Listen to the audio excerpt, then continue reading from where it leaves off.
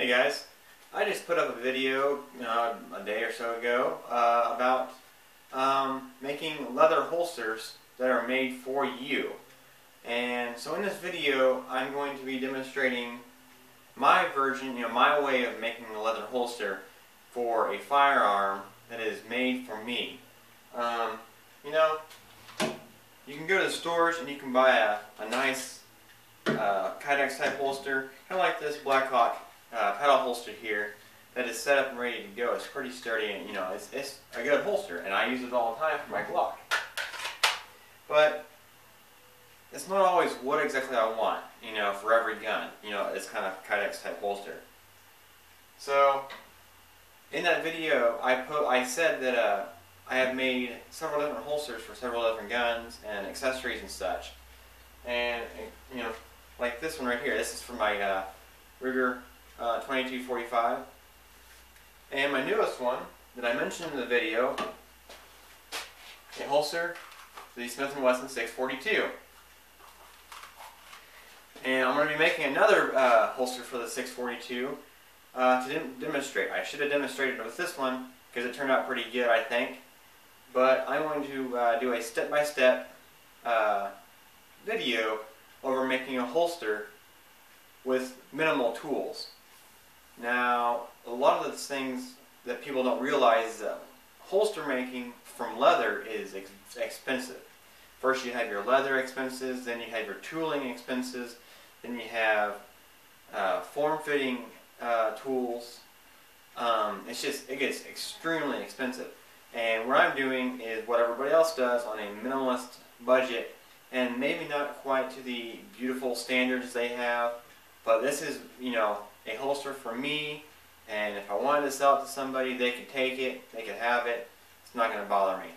Anyways, like I said, I'm going to be making another holster that'll be just like this, or variants of it, and I'm going to show you some step-by-step ways on how to do that and how to make yours with the minimal tools possible.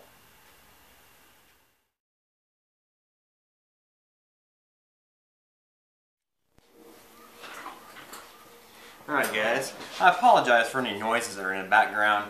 Got to keep the garage door open. It's getting a little warm in here, and we got planes flying over, and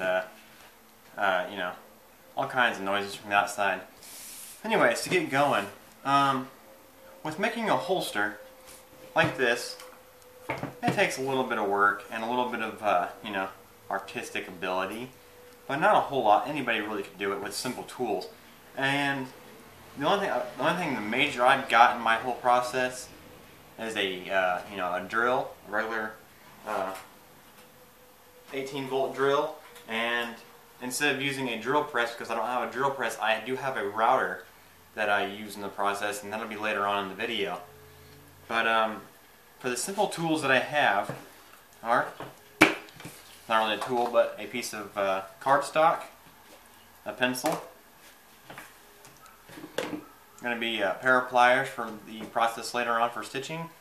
This isn't an awl, but it is a straight pick that I had. I had some scribing picks and hooks and everything, and this is a straight one. This will be good. This is a great tool for later on. Some chisels. These are wood, 3 wood chisels. Got an inch, 3/4, and a 1/2 inch. Last time I used the half inch for the whole thing, but we can get by with any of these. Just have to be careful. A set of X-Acto knives with multiple different style of blades. I mean, you can use the standard number 11 X-Acto blade, and it'll work just fine. But I have in this kit this nice curved blade, and it's obviously sharp on both sides. This is an ancient blade and it's kind of dull, so I hope I never have to lose it because I don't know where I'm going to find another one. But it bends quite a bit and it's good for getting edges and everything. Then on top of that,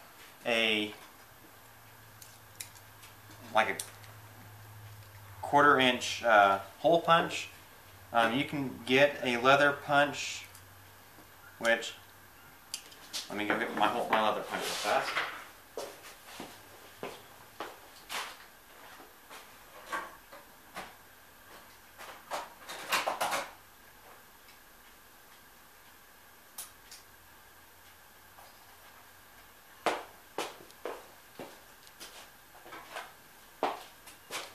Okay. You can use one of these standard old hole punch pliers, setups. They have different sizes on them. I think this one has 6 different sizes. The only problem I found is that the hole does not cut square to where you need it at, because the way it comes down with this this setup, anyways. And so, like, I'll show you with this cardstock here. It punches the hole. You kind of gotta get a twist to get it out, and it's not very clean, not at all, and it leaves a lot of residue and stuff behind. So they're not complicated to use, but almost unnecessary. Okay, so I just have this this hole punch here. This is from a grommet set that I had, a small grommet set, and looks like I'm going to need to sharpen it up and file it, finish the edges up just a little bit better to get the next set of holes gone, because I actually put this on the ground and used it on the concrete. For tool wise, I have at least a minimum of 4 just clamps. A longer clamp can work, but these do work just fine. It holds the pieces together. A bottle of contact cement. This is just, a DAP you can get at Walmart. I think this is like $4 for this bottle. It's not a bad little deal. Whatever color thread you want. This is wax thread, so it's dipped in, it's been dipped in wax, and it holds a whole lot better. And I'll show you on here, when you're done with your stitchings, you can burn that wax and end the stitch right there, and it's not going to go anywhere at all. And so I have black and brown just because of the variances and different colors and stuff, and the designs that I've used before.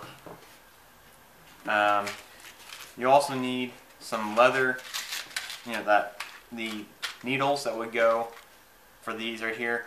They're heavy duty and very blunt tip needles. They have a small point, but they're just a very blunt tip. Excuse me. And they won't really stab through. I mean, this right here is very, very sharp. Compared to these, I could stab somebody in the arm and it wouldn't hurt them.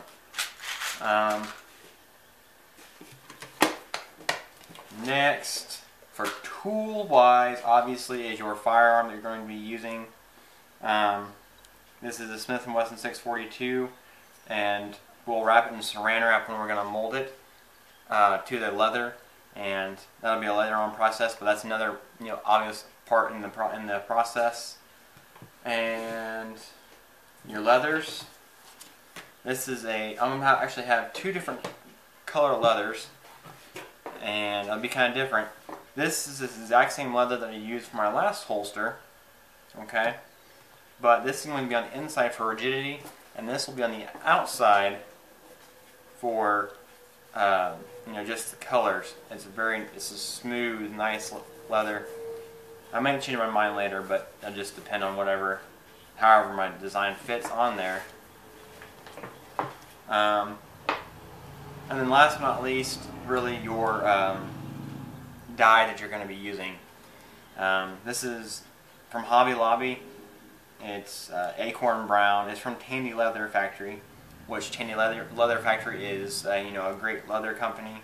They have a lot of tools and stuff, but so far for me, I just can't afford the tooling that they have, and I'll just have to show you how when I make my when I form it and everything, I'm using just everyday utensils that you can find anywhere. So let me get on to the next part, showing you how to draw it out and everything.